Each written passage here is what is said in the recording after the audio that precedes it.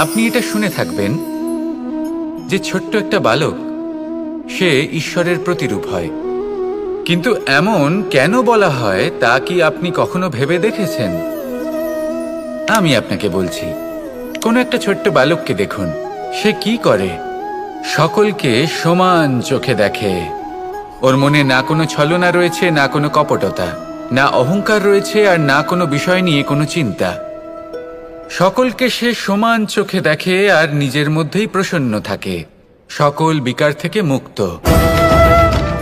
এগুলোই তো সেই গুণ সেই বালকের মধ্যে, যা হলো ঈশ্বর স্বরূপ।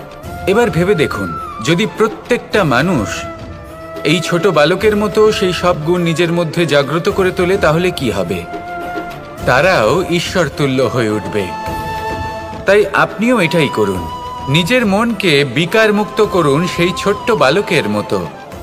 মনের মধ্যে না কোনো চিন্তা রাখবেন, না মোহ, না ক্রোধ, না কোনো রকমের ছলনা বা কপটতা।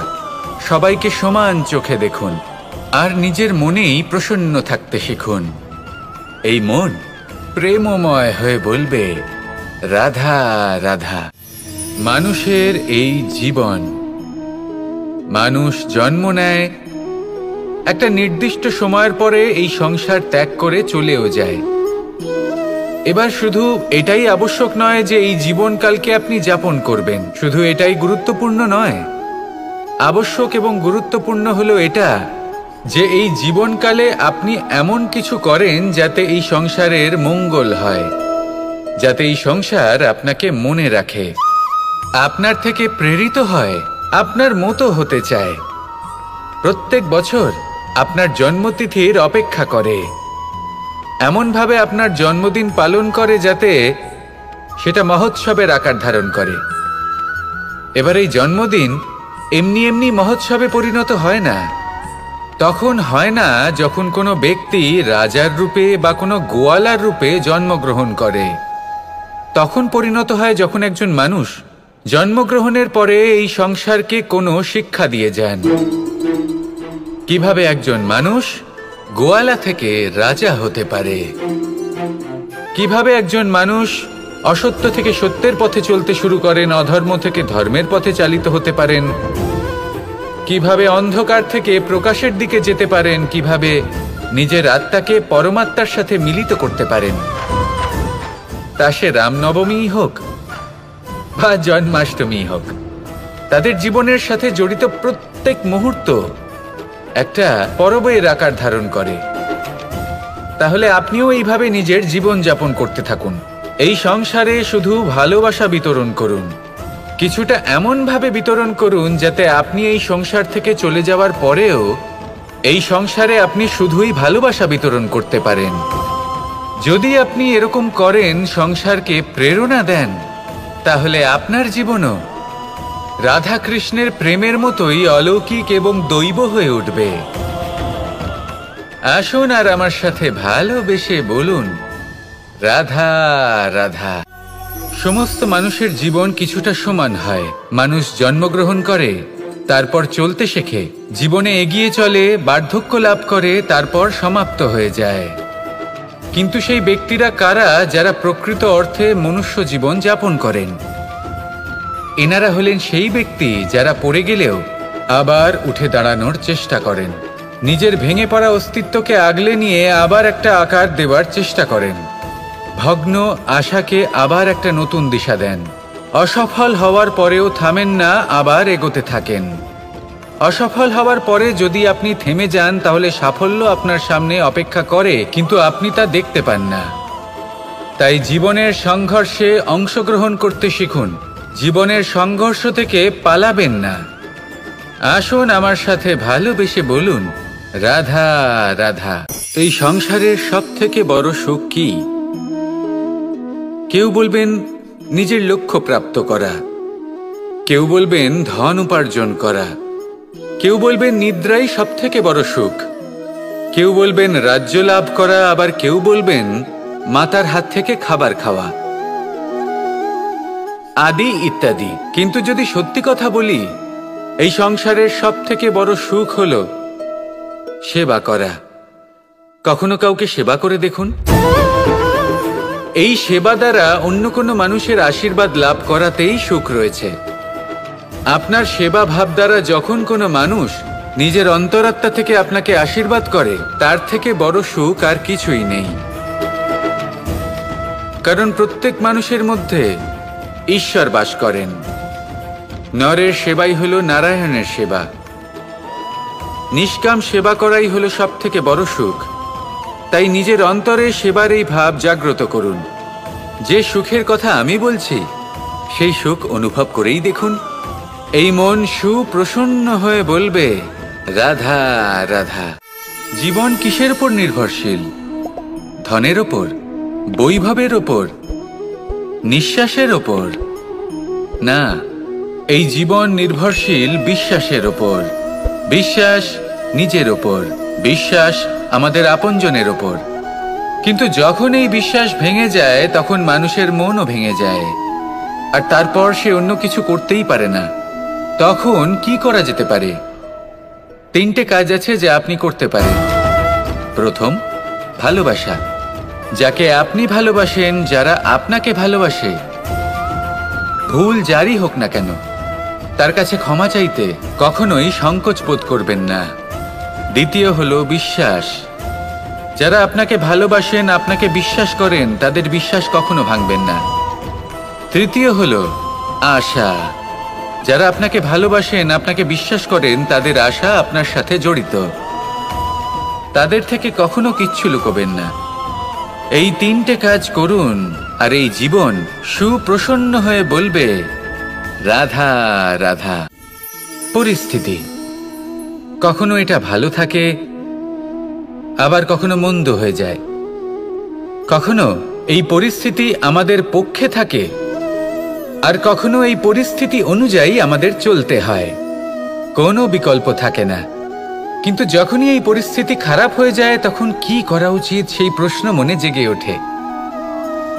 পরিস্থিতি যখন প্রতিকূল হয়, তখন আমরা কিছু হারালে তা হারিয়ে ফেলি, ঠিক আছে, কিন্তু যা বাকি আছে সেটা আমরা আগলে রাখতে পারি।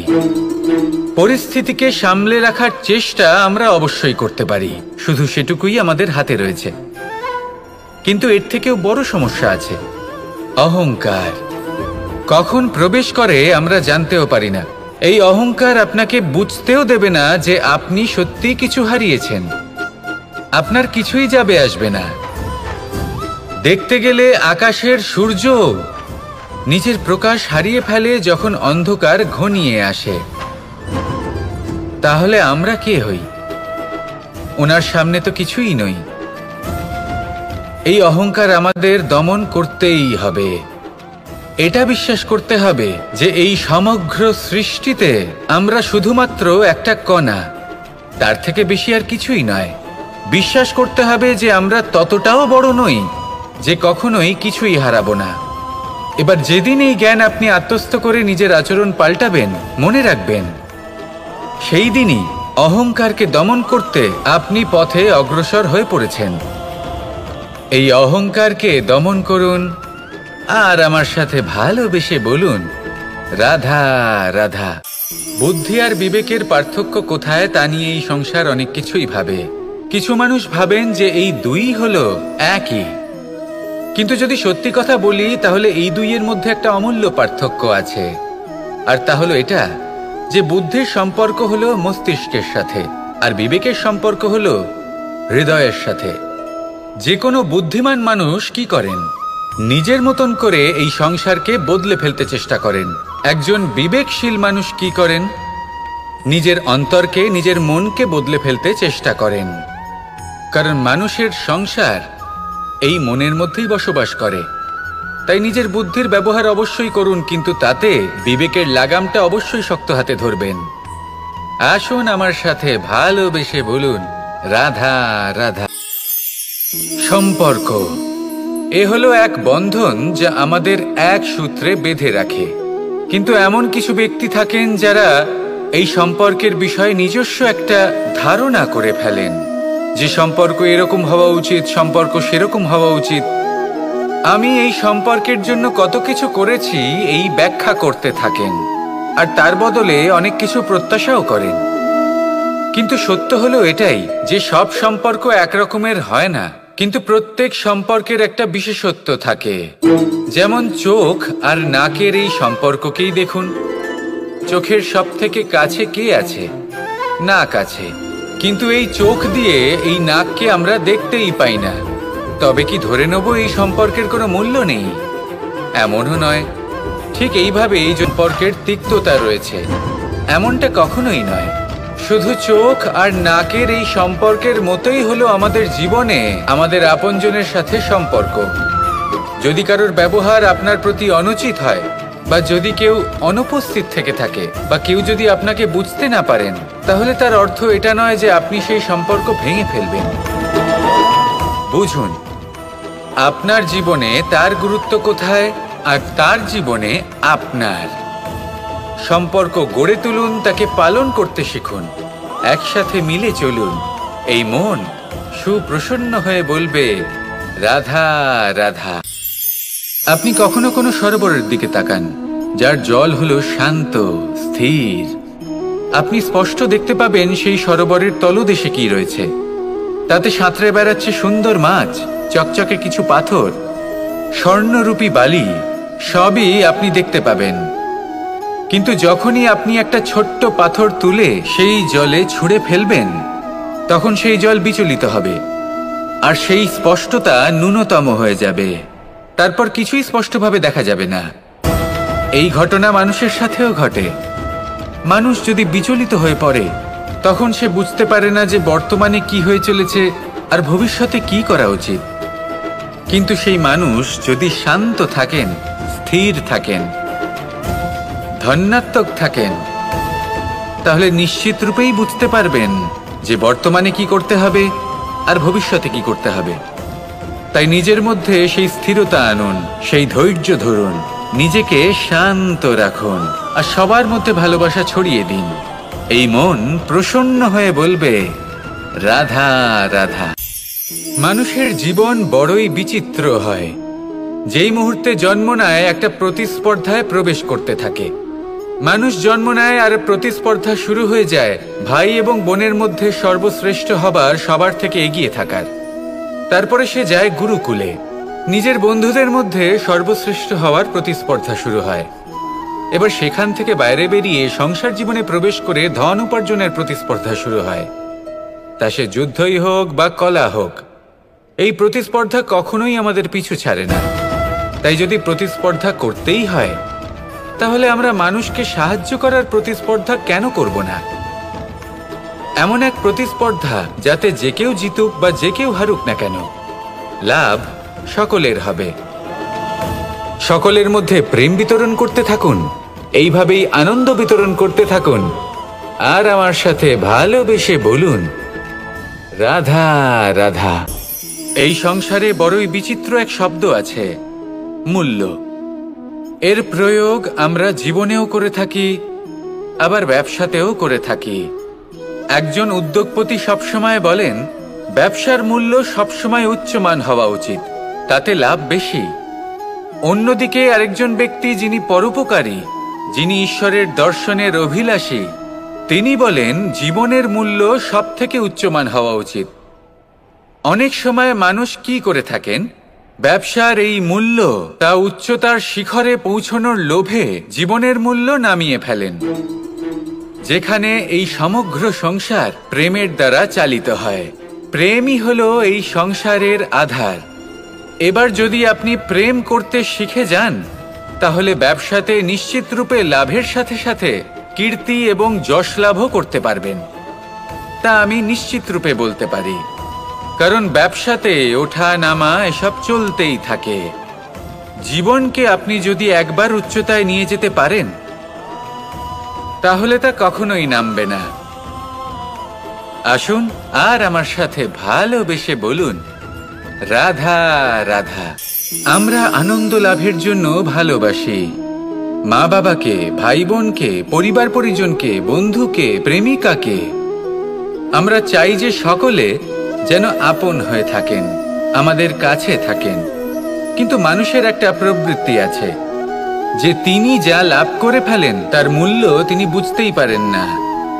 যদি আপনার বাড়ির কাছে একটা মিষ্টি জলের সরোবর থাকে বা সুন্দর নদী থাকে, তাহলে জলের গুরুত্বটা কি আপনি তা বুঝতেই পারবেন না। সেইখানে আপনি যদি কোনো একটা মরুভূমিতে যান, আপনি অনুভব করতে পারবেন যে এক একটা ফোঁটা জলের কি গুরুত্ব, তার মূল্য কি। সুখের মুহূর্তে যদি আপনজনদের মনে রাখেন, তবে দুঃখের মুহূর্ত নিজে থেকেই দূরে সরে যাবে। ভালোবাসা এবং তার সাথে স্মরণ করা, এটাই তো হলো জীবনের এবং ভালোবাসার আসল মূল্য। আসুন আর আমার সাথে ভালোবেসে বলুন, রাধা রাধা। প্রত্যেকটা মানুষ আলাদা হয় আর অত্যন্ত বিশেষও হয়। প্রত্যেক মানুষ ভিন্ন ভিন্ন পরিবেশে পালিত হয়, বড় হয়। প্রত্যেকের নিজস্ব চিন্তা ভাবনা থাকে, নিজস্ব বিচারধারা থাকে। যখন অনেক ভিন্ন বিচারধারা একত্রিত হয়ে যায়, তখন শুরু হয় বিবাদ। এবার এই বিবাদের সময় আপনি দেখবেন, দুই ব্যক্তি যাদের মধ্যে এই বিবাদ হচ্ছে, সবসময় এটা প্রমাণ করতে চান যে তার সামনের ব্যক্তি এবং তার ভাবনা, তার বিচারধারা বা তার বক্তব্য হলো অনুচিত।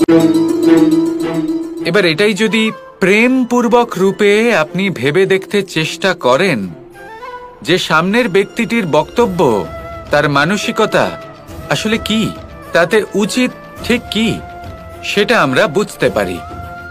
একদিকে হলো এই বিবাদ, যা আপনাকে সামনের ব্যক্তিটিকে অনুচিত প্রমাণ করতে বাধ্য করে, আর অন্যদিকে হলো প্রেম, যা সামনের ব্যক্তিটির যুক্তি বুঝতে সাহায্য করে, তাতে উচিত কি রয়েছে সেটা বুঝতে বাধ্য করে, তাকে মহান হয়ে ওঠার পথে অগ্রসর হতে বাধ্য করে। তাই এই বিবাদকে ত্যাগ করুন আর প্রেমকে আপন করে নিন, আর এই প্রেম ভাব নিয়ে বলুন, রাধা রাধা। এই জীবনে আমাদের দুজন সঙ্গী, এক হলো অন্ধকার আর এক হলো প্রকাশ। এবার যখন এই অন্ধকারে আমরা প্রদীপ জ্বালাই, সেই প্রকাশের জন্য অন্ধকার আমাদের উপর রুষ্ট হয়ে চলে যায়। এবার যদি অন্ধকারকে খুশি করতে যাও, তাহলে প্রকাশ আমাদের উপর রুষ্ট হয়ে চলে যায়। এ হলো ঠিক সেই পরিস্থিতি যে আমাদের দুই বন্ধু, তাদের মধ্যে সদ্ভাব নেই। যদি কোনো একজনের মান ভাঙাতে বা খুশি করতে যাও, তাহলে দ্বিতীয়জন অবশ্যই রুষ্ট হয়। সেই অবস্থায় আপনাকে বোঝদারের মতো কাজ করতে হবে যে কখন কাকে সমর্থন করতে হবে, কখন কার সাথে চলতে হবে। যদি পারেন তাহলে সকলকে একসাথে নিয়ে চলবেন। যদি কোনো মানুষের মধ্যে বনিবনা না হয়, তাহলে তাদের মধ্যে সামঞ্জস্য বজায় রেখে সংসারের রীতিনীতির চক্র চালিত করা, এটাই তো হলো মনুষ্য জীবন। এবার এটা কিভাবে করা সম্ভব? শুধুমাত্র প্রেমের দ্বারা। তাহলে এইভাবেই সবাইকে প্রেমের দ্বারা বেঁধে রাখুন আর আমার সাথে ভালোবেসে বলুন, রাধা রাধা। সাগরের ঢেউ সমুদ্র তটে ধাক্কা খেয়ে, পাথরের সাথে ধাক্কা খেয়ে তার আকার বদলে দিতে পারে। বিভিন্ন আকারের পাথরে এদের ঘষে ঘষে গোলাকার বানিয়ে দিতে পারে, কিন্তু এই সাগরের ঢেউ এদের নিজেদের আকার কখনো বদলায় না। কিন্তু এমন কেন? কারণ এরা বিচ্ছিন্ন হয়েও আবার একত্রিত হতে জানে। অর্থাৎ যখন এরা বিচ্ছিন্ন হয় তখন মতভেদ অবশ্যই, কিন্তু আবার একত্রিত হওয়া হলো এদের একতার প্রতীক। দেখুন, ঝগড়াঝাঁটি, তর্ক বিতর্ক, মতভেদ এগুলো জীবনের অভিন্ন অঙ্গ, কিন্তু এদের কখনো। আসুন আর আমার সাথে ভালোবেসে বলুন, রাধা রাধা। বনস্পতি ফলনের জন্য আমাদের কিসের প্রয়োজন পড়ে? একটু ধরিত্রীর, একটু পরিশ্রমের, আর একটা বীজের। এবার যদি মানুষের কথা বলি, তাহলে এখানে ধরিত্রী হলো মানুষের এই জীবন, যেখানে মানুষ নিজের ইচ্ছের ফল ফুল ফলন করতে চায়। পরিশ্রম হলো আমাদের কর্ম, আর বীজ হলো আমাদের নির্বাচন। আমাদের বেছে নিতে হবে যে আমরা কি বপন করব, আম নাকি ফণি মনসা। এর মধ্যে আমরা কি পেতে চাই? রসালো ফলের ফলন চাই নাকি কাঁটার ফলন চাই, তা আমাদের উপর নির্ভরশীল। কিন্তু একটা কথা ঠিক, লক্ষ্য যেমনই হোক না কেন, জীবন যেমনই হোক না কেন, যদি আপনি লক্ষ্যের দিকে এগোতে থাকেন, তাহলে কর্মের সাথে খামখেয়ালি আচরণ করতে পারবেন না। যদি আপনি এমন করেন তাহলে এটা আপনাকে একটা অনুচিত লক্ষ্যে পৌঁছে দেবে, সেটা কিন্তু নিশ্চিত। সবসময় এটা মনে রাখবেন, কর্মের সাথে খামখেয়ালি হবেন অর্থাৎ কর্মফলও আপনার সাথে খামখেয়ালি হবে। তাহলে নিষ্ঠার সাথে কর্ম করতে থাকুন আর নিজের লক্ষ্যকে প্রাপ্ত করুন। আর আমার সাথে ভালোবেসে বলুন, রাধা রাধা।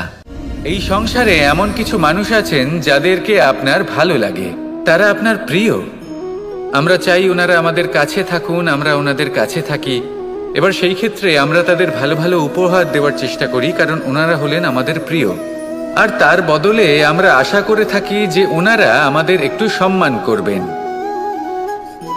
এবার এই মানুষজন যারা আমাদের প্রিয়, এদের আমরা একটা উপহার দিই। সোনা দিয়ে থাকি, আভূষণ দিয়ে থাকি, হিরে মুক্তো দিয়ে থাকি। কিন্তু যদি ভেবে দেখি, এই সব কিছুরই একটা মূল্য আছে। ভেবে দেখুন, আপনি কি তাদের এমন কোনো উপহার দিতে পারেন যা কিনা অমূল্য? তা এরকম উপহার কি হতে পারে?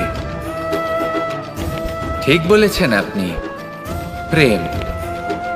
এই প্রেমই হলো অমূল্য, কারণ মন থেকে এর উৎপত্তি হয়। না চেয়ে পাওয়া যায় আর না ছিনিয়ে নেওয়া যায় এই ভালোবাসা। ঠিক এইরকমই হয় এই সম্মান। যদি সম্মান করো তাহলে মন থেকে এবং ভালোবেসে করো, ভয় পেয়ে নয়।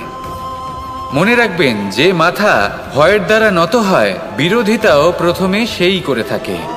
যে মাথা ভালোবেসে নত হয়, তা আপনার জন্য বলিদানও দিতে পারে। এই সংসারের সব থেকে বড় উপহার, সব থেকে বড় বরদান এই প্রেম এবং সম্মান। তাকে সম্মান করুন আর আমার সাথে ভালোবেসে বলুন, রাধা রাধা। এই সাগর হলো বিশাল। কথায় আছে যে জীবনের উৎপত্তি সাগর থেকেই হয়েছে। কথাটা ঠিকও। এই সাগরই আমাদের ভিন্ন ভিন্ন ধরনের বনস্পতি প্রদান করেন, মণি এবং মুক্ত প্রদান করেন। আমরা কতটা তুচ্ছ সেই বিষয়ে আমাদের উপলব্ধি ঘটান, আমাদের প্রেরণা প্রদান করেন, যাতে আমরাও সাগরের মতো বিশাল হয়ে উঠতে পারি। এই সাগরের অনেকগুলো গুণ আছে যা আমরা শিখতে পারি। আজ আমি কথা বলবো একটা বিশেষ গুণের বিষয়। বেশিরভাগ মানুষ মালিন্য, নোংরা পদার্থ, নোংরা বস্তু, অপদ্রব্য এই সাগরে ভাসিয়ে দেন। কিন্তু সাগর এই পদার্থ নিজের মধ্যে একত্রিত করে রাখেন না, এই সব নিজের ভেতর থেকে বাইরে বের করে দেন। এ হলো অত্যন্ত শ্রেষ্ঠ একটা গুণ। কিন্তু এই কাজকেও সার্থক করার জন্য সাগরেরও একটা তটের প্রয়োজন পড়ে, যেখানে সাগর এই সব বস্তু বাইরে বের করে ফেলতে পারে। আর মানুষও ভিন্ন কিছু নন। দেখুন, মানুষেরও তো একটা তটের প্রয়োজন পড়ে। এই তট, তিনি হয়তো আমাদের গুরু হতে পারেন, আমাদের মা বাবা হতে পারেন, ভাই বা মিত্র হতে পারেন, বা হয়তো সেই সমস্যাগুলি যার থেকে আমরা দূরে পালিয়ে যাচ্ছি। কারণ যখন আপনি এই সমস্যাগুলির সম্মুখীন হবেন, শেষ পর্যন্ত আপনি শিক্ষাই পাবেন। সব থেকে বেশি গুরুত্বপূর্ণ এই মনকে পবিত্র রাখা। আর তার জন্য একটাই উপায় আছে, এই মন তার মন্থন করা। যদি এই মনের মন্থন করেন তাহলে পূর্ণরূপে পবিত্র হবেন। আর এই মন, আপনি তো জানেনই, প্রসন্ন হয়ে বলবে, রাধা রাধা। সাফল্যের বাস্তব অর্থ কি? নিজের লক্ষ্যে দৃষ্টিবদ্ধ হয়ে থাকা, প্রতিদিন তার জন্য কর্ম করা, দৃঢ় নিষ্ঠার সাথে উত্থান পতনের সামনে এগোতে থাকা, আর নিজের লক্ষ্য প্রাপ্ত করা, এটাই কি সাফল্য? যদি আপনার কোনো বস্তু লাভ করতে হয়, কোনো শক্তি লাভ করতে হয়, বা কোনো স্থান লাভ করতে হয়, তাহলে তার জন্য এসব ঠিক আছে, কিন্তু বাস্তবে সাফল্য এটা নয়। আপনার কাছে থাকা কোনো বস্তু, শক্তি বা স্থান আপনি কিভাবে ব্যবহার করবেন তা আপনার উপর নির্ভরশীল। যদি তার সঠিক ব্যবহার আপনাকে করতে হয়, তাহলে উচিত সময় এবং উচিত স্থানে আপনাকে থাকতেই হবে। একে নিয়তিও বলা হয়। এবার ধরুন, এমন কোনো গ্রন্থ আছে যা জ্ঞানের দ্বারা ভরপুর, এমন জ্ঞান যার দ্বারা জীবন বদলে দেওয়া সম্ভব। এবার এই গ্রন্থ যদি এমন কোনো ব্যক্তির হাতে পৌঁছয় যিনি নিরক্ষর, তিনি কি এই গ্রন্থের সদ্ব্যবহার করতে পারবেন? কখনোই নয়। সেই জ্ঞান দিয়ে নিজের আচরণ পাল্টাতে পারবেন? কখনোই নয়। সেরকমই ধরুন, কোনো ব্যক্তি যার কাছে একটা অস্ত্র আছে, যার দ্বারা উনি শত্রুকে শেষ করে দিতে পারেন। কিন্তু সেই ব্যক্তি হলেন একজন কাপুরুষ। তিনি কি শত্রুকে শেষ করতে পারবেন? তিনি কি জয়লাভ করতে পারবেন? কখনোই নয়। আপনার কাছে কি আছে তার থেকেও বেশি গুরুত্বপূর্ণ আপনি তা দিয়ে কি করবেন।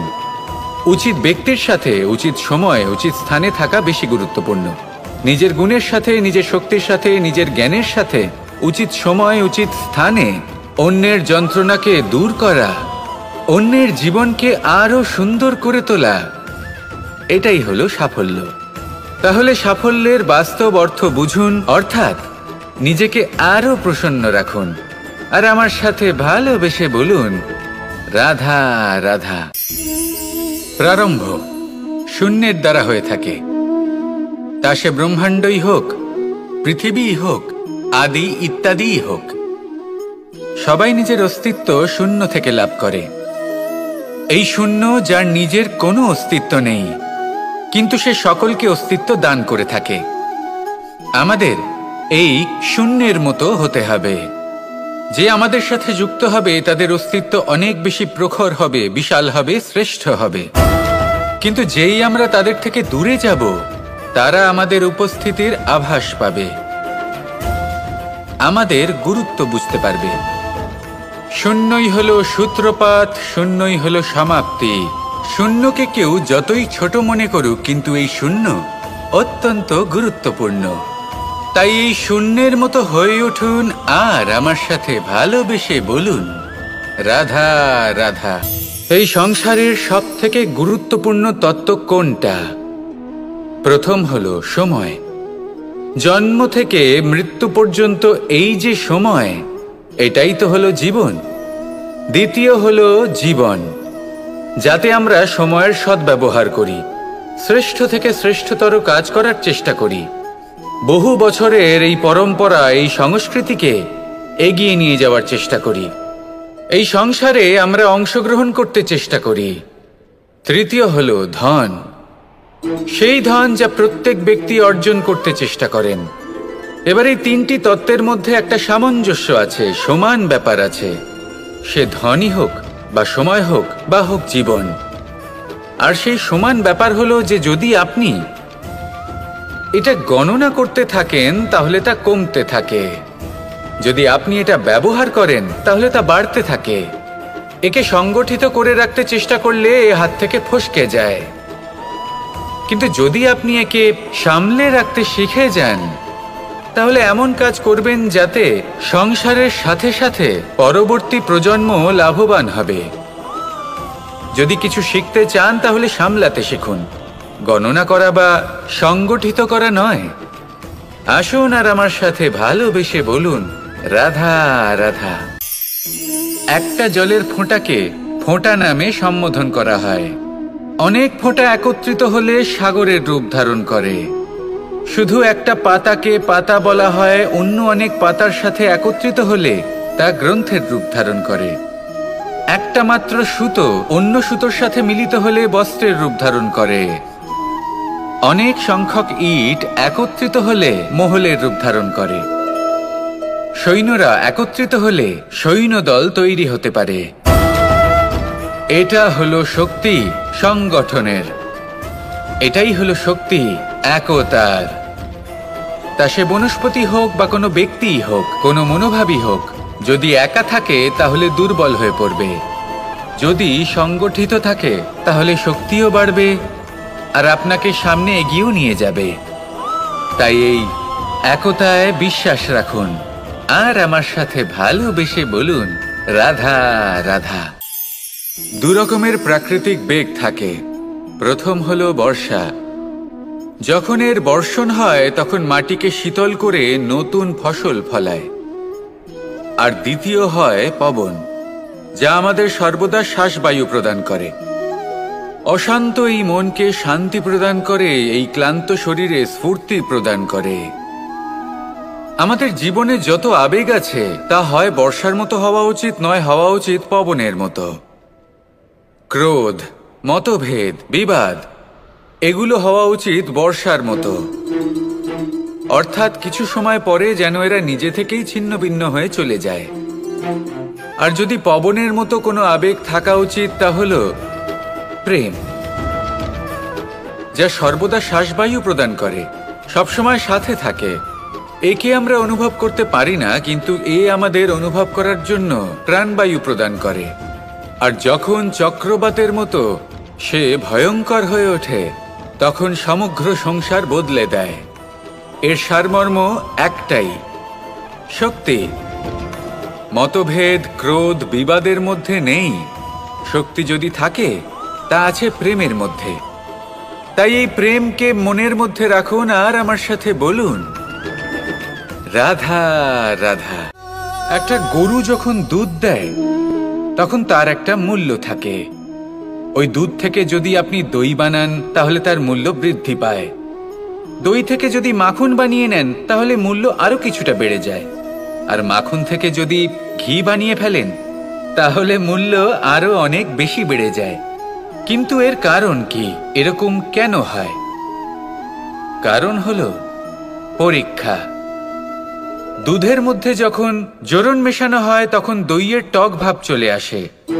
দুধের অস্তিত্ব বদলে যেতে শুরু করে। দুধকে নিজের অস্তিত্ব বদলে ফেলার দুঃখ সহ্য করতে হয়। তখনই তা দইতে পরিণত হয়, তখনই তার মূল্য বৃদ্ধি হয়। এই দইকে মন্থনের যাতনা সহ্য করতে হয়, তবেই সেই দই মাখনে রূপান্তরিত হয়, আর তারপর তার মূল্য বৃদ্ধি হয়। আর মাখন, এই মাখনকে আগুনের আঁচে তপ্ত হতে হয়, তবেই এই মাখন ঘিতে পরিণত হয়, আর তারপরেই এর মূল্য আরো অনেক বেড়ে যায়। মানুষের সাথেও এরকমই হয়। কর্ম করতে থাকুন, কর্মের পরীক্ষায় উত্তীর্ণ হতে থাকুন, আপনার মূল্য অবশ্যই বৃদ্ধি পাবে। তাহলে কর্ম করতে থাকুন, ফলের চিন্তা করবেন না। আর আমার সাথে ভালোবেসে বলুন, রাধা রাধা। নেকড়ে, নেকড়ের বিষয়ে আমরা সকলে জানি। ওরা খুবই নিষ্ঠাবান এবং অত্যন্ত সতর্ক থাকেন। ছোট ছোট মূর্খতা করে বসেন। এনারা হাড় চিবোতে খুব ভালোবাসেন, কিন্তু চিবোতে চিবোতে এদের মাড়ি ছড়ে যায়, সেখান থেকে রক্তপাত হতে থাকে। সেই রক্ত ওনারা পান করেন, আর ওনাদের মনে হয় এই রক্ত হাড় থেকেই পাচ্ছেন। ওনারা ভাবেন যে এই হাড় চিবিয়ে আমরা আনন্দ লাভ করছি, কিন্তু আসল সত্য হলো এটাই যে ওনারা নিজেদেরই ক্ষতি করছেন। আমরা মানুষ, আমাদের সাথেও এমনটাই হয়। কখনো কখনো ভুলবশত আমরা এমন কোনো কাজ করি আর আমাদের মনে হয় যে আমরা বাইরে থেকে আনন্দ লাভ করছি, কিন্তু সত্য হলো এটাই যে আমরা শুধুই ক্ষতিগ্রস্ত হচ্ছি। এটা হলো খুব বড় একটা শিক্ষা যা আমাদের শেখা উচিত। তা হলো এটা যে আমাদের বোঝা উচিত যে কখন আমরা লাভবান হচ্ছি আর কখন ক্ষতিটাকেই লাভ বলে মনে করছি। এই শিক্ষা যদি আপনি প্রাপ্ত করতে পারেন তাহলে এই সংসারে আপনার থেকে বেশি প্রসন্ন আর কেউ থাকবেন না। তাহলে আসুন আর আমার সাথে ভালোবেসে বলুন, রাধা রাধা। যা বাধা দেয় তা হলো অবরোধ, যা এগিয়ে নিয়ে যায় তা হলো বিকাশ, আর যা ভাগ করে দেয় তা হলো গুণ। আপনি সবাইকে আনন্দ দিন, তার বদলে আপনিও আনন্দ পাবেন। আপনি সবার মধ্যে প্রেম ছড়ান, আপনিও তার বদলে প্রেমই পাবেন। এই দেখুন না, মেঘেদের দেখুন। এই যে মেঘ, এই মেঘের গুণ এইটা নয় যে এরা জল সংগ্রহ করে রাখে। এদের গুণ হলো এটাই যে এই মেঘ সকলের মধ্যে জল ভাগ করে দেয়। ধরিত্রীর এবং জগতের তৃষ্ণা নিবারণ হয়। সূর্য, সূর্যের গুণ এইটা নয় যে সে সব থেকে বেশি তেজস্বী। তার গুণ হলো এটাই যে সে নিজের তেজ সবার মধ্যে ভাগ করে দিতে পারে। ঠিক সেইভাবেই জীবনে আনন্দ, উল্লাস, প্রেম এই সব কিছুই ভাগ করে নিতে শিখুন। এটাই হলো একটা গুণ, আর তার বদলে আপনি দ্বিগুণ আনন্দ, দ্বিগুণ উল্লাস, দ্বিগুণ প্রেম অবশ্যই পাবেন। যদি আপনি এই সব কিছু নিজের কাছেই জমিয়ে রাখেন তাহলে আপনি নিজের বিকাশে নিজেই বাধা দেবেন। আসুন আর আমার সাথে ভালোবেসে বলুন, রাধা রাধা। আপনি কখনো মাখনের হাঁড়ি ভেঙেছেন? কত আনন্দ পাওয়া যায়। এই মাখনের হাঁড়ি ভাঙলে পুরো মাখন আমাদের গায়ে এসে পড়ে আর মন উচ্ছ্বসিত হয়ে ওঠে। কিন্তু তার জন্য বালগোপালদের কত চেষ্টা করতে হয় সেটা কখনো ভেবে দেখেছেন? প্রথমে বড়ই পরিশ্রম করে একের ওপর এক সাবধানে ওপরে চড়তে হয়, তারপরে ভারসাম্য বজায় রাখতে হয়, পড়ে গেলে হবে না। তারপর এই হাতের দ্বারা সেই মাখনের হাঁড়ি ভাঙতে হয়, তখন মাখন পড়ে। এবার এরকমই কিছু আমাদের জীবনে আমাদের সাথেও হয়। এবার আপনি বলবেন যে মাখনের হাঁড়ি ভাঙার এই প্রক্রিয়া, তার সাথে জীবনের কি সম্পর্ক থাকতে পারে? আসলে আমাদের মনের মাঝেও একটা হাঁড়ি রয়েছে, অহংকারের হাঁড়ি। আর এই অহংকারের হাঁড়ি যখন ভেঙে যায়, তখন প্রসন্ন হবার আনন্দ চতুর্দিকে ছড়িয়ে পড়ে। এই মন, এই আত্মা, এই দুই প্রসন্ন হয়ে যায়। কিন্তু তার জন্য আপনাদেরকেও বালগোপালের মতো চেষ্টা করে যেতেই হবে, ভারসাম্য বজায় রাখতেই হবে মনের মাঝে এবং এই বুদ্ধিতে, ভালো এবং মন্দের মধ্যে, লোভ এবং পরমার্থের মধ্যে। আর তারপর নিজে হাতে অহংকারের এই হাঁড়ি ভেঙে দিতে হয়। দেখুন, যদি ঈশ্বরের সঙ্গ লাভ করতে চান তাহলে অহংকারের এই হাঁড়ি ভাঙতেই হবে। আসুন আর আমার সাথে ভালোবেসে বলুন, রাধা রাধা। এই সংসারে আমরা প্রকাশ কোথা থেকে পাই? এর উত্তর বড়ই সরল। ভোরে যখন সূর্যোদয় হয় তখন প্রকাশের কিরণ আমাদের ঘরে এসে পৌঁছয়। এইভাবেই আমরা প্রকাশ লাভ করি। এবার এই প্রকাশের আলোতেই আমরা সারাদিনের কাজ সম্পন্ন করি। সন্ধে হয়ে যায়, সূর্যাস্তও হয়ে যায়। আর আমাদের ঘর যাতে অন্ধকার না হয় তার জন্য আমরা একটা প্রদীপ প্রজ্বলিত করি। এটাই ঘটে আমাদের জীবনেও। এবার প্রবাহমান আয়ুর সাথে আমরা আমাদের অন্তরে যদি একটা প্রদীপ প্রজ্বলিত করে নিই, তাহলে বিষয়টাই অন্যরকম হবে। এবার আপনি বলবেন, কোন প্রকাশের কথা বলছি যা আমাদের অন্তরে জাগ্রত করা সম্ভব? আমাদের আত্মার মাঝে প্রেমের প্রকাশ জাগ্রত করার কথা বলছি। কারণ আমাদের এই জীবন, এও হলো দিনের আলোর মতো। আজ প্রকাশ আছে, কিন্তু কোনোদিন অবশ্যই অস্ত হবে। কিন্তু অস্ত হবার আগে যদি আমরা আমাদের আত্মার মাঝে প্রেমের এই প্রকাশ উজ্জ্বলিত করে নিই, তাহলে আমাদের সন্ধ্যাকালও আমরা আনন্দে এবং প্রেমে যাপন করব। তাহলে আসুন আর আমার সাথে ভালোবেসে বলুন, রাধা রাধা। কিছু মানুষ বড়ই বিচিত্র হন, এমনভাবে জীবনযাপন করেন যেন তাদের কোনোদিন মৃত্যুই হবে না। নিজেদের অহংকারের বশে একটা কথা ভুলে যান, যে যতই তারা নিঃশ্বাস নিচ্ছেন, যতই তারা জীবনযাপন করছেন, ততই তারা মৃত্যুর দিকে এগিয়ে চলেছেন। কারণ আমাদের এই জীবন তার নিঃশ্বাসের ওপর নির্ভরশীল। নিঃশ্বাস চলছে মানে জীবন চলছে। নিঃশ্বাস যদি থেমে যায় তাহলে জীবনও থেমে যাবে। আমাদের জীবনের প্রদীপ যে কোনো মুহূর্তে নিভে যেতে পারে। আর কত সময় বাকি রয়েছে সেই বিষয়ে আমাদের কোনো ধারণাই নেই। তাই যে মুহূর্ত আমরা এখন যাপন করছি সেটার সদ্ব্যবহার করে নেওয়া যাক, কোনো শুভ কর্ম করে নেওয়া যাক। এমন কোনো কর্ম যার দ্বারা আমাদের ব্যক্তিত্বতে এমন এক চমক আসে যে আমাদের মৃত্যুর পরেও এই সংসার আমাদের চিরস্মরণীয় করে। কারণ একটা কথা ঠিক, মৃত্যু হলো একটা অটল সত্য। তাকে মেনে নিতেই হবে, স্মরণীয় করে রাখতেই হবে। যে সময় আছে তার সদ্ব্যবহার করুন আর আমার সাথে ভালোবেসে বলুন, রাধা রাধা। মুঠো হাতের শক্তি বেশি, মুঠো খুললেই তা দুর্বল। তা এমন কি থাকা উচিত এই বন্ধ মুঠোয় যা লাখের সমান? মানসিকতা এবং স্বপ্ন। মানুষ জন্মগ্রহণ করে, তার মানসিকতা সময়ের সাথে উন্নত হয়। মানসিকতা অনুযায়ী সে স্বপ্ন দেখে, আর সেই স্বপ্ন সার্থক করতে সে পরিশ্রম করতে থাকে।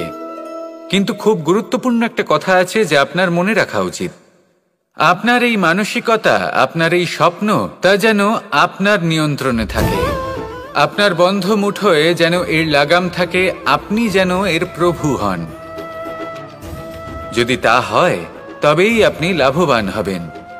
যদি এরা আপনাকে নিয়ন্ত্রণ করতে থাকে, যদি আপনার মুঠো খুলে যায়, না পথ আপনার নিয়ন্ত্রণে থাকবে, না মানসিকতা থাকবে, না স্বপ্ন নিয়ন্ত্রণে থাকবে। আর যদি তাই হয় তাহলে আপনি আপনার ভবিষ্যৎ নষ্ট করে ফেলবেন। তাই নিয়ন্ত্রণ করতে শিখুন নিজের বিচার বুদ্ধি, নিজের মানসিকতা, নিজের স্বপ্নকে। নিজের এই স্বপ্ন পূরণ করুন আর আমার সাথে ভালোবেসে বলুন রাধা রাধা।